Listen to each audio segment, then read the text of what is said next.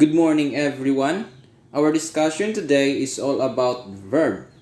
And now, what is verb? Verb are action words. Some verbs express feelings, condition, and emotions. In Cebuano, almost all words can become verb by affixation. Verbal affixes give the verbs their inflection with respect to voice, mood, and the aspect. Verb in the passive voice fall into three categories. Before we will proceed to the three categories, we will discuss first what is voice. Voice is a difference in affix formation of a verb to indicate whether the subject acts or receives the influence of the action. Voice is either active or passive.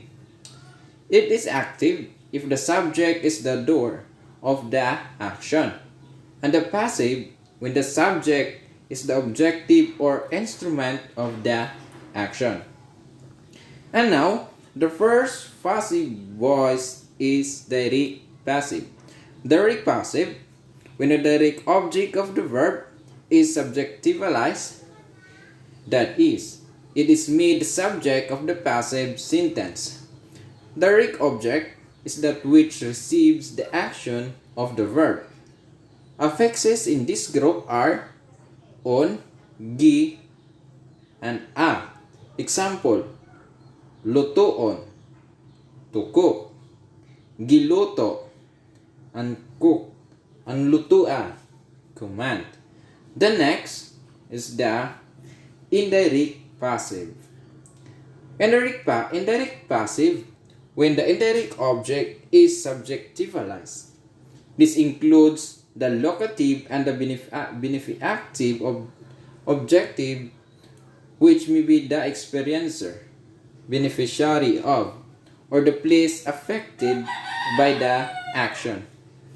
Affixes in this group are an, gi, and a. Example, sakay, sakyan, gisakyan, o sakye.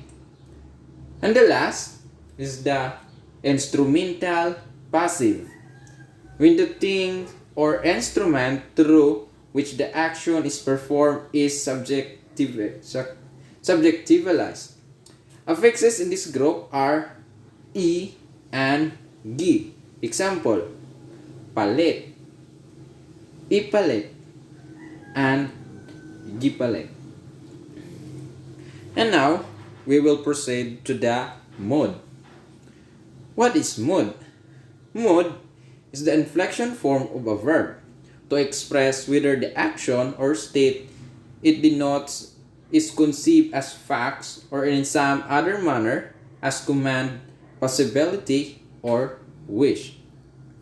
Mood of Cebuano verbs may be classified as follows. First, temporal. What is temporal?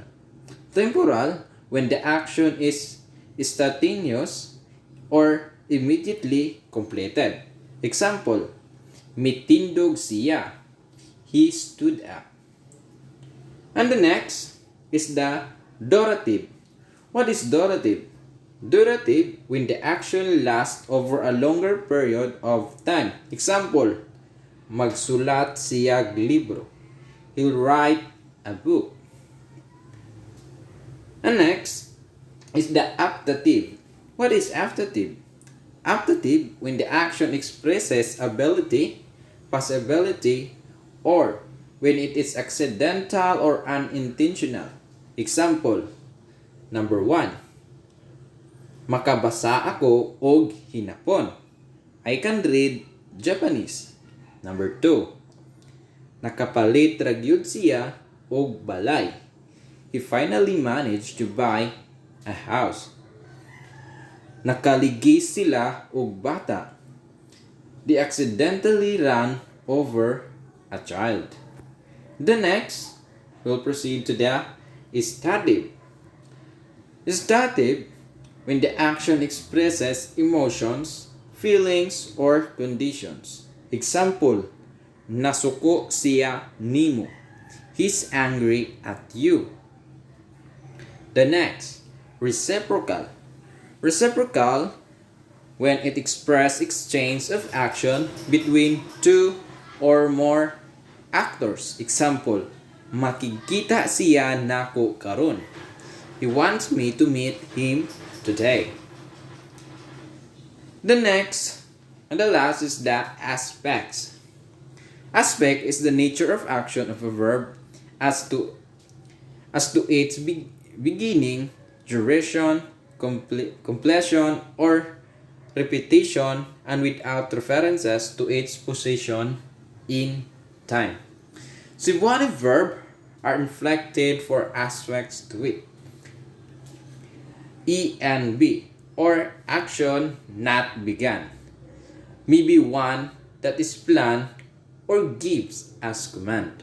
That is the action not begun, or ENB. Next is the EB, or action began. This includes completed ones and those that are still in progress. And that's all for this morning. Thank you.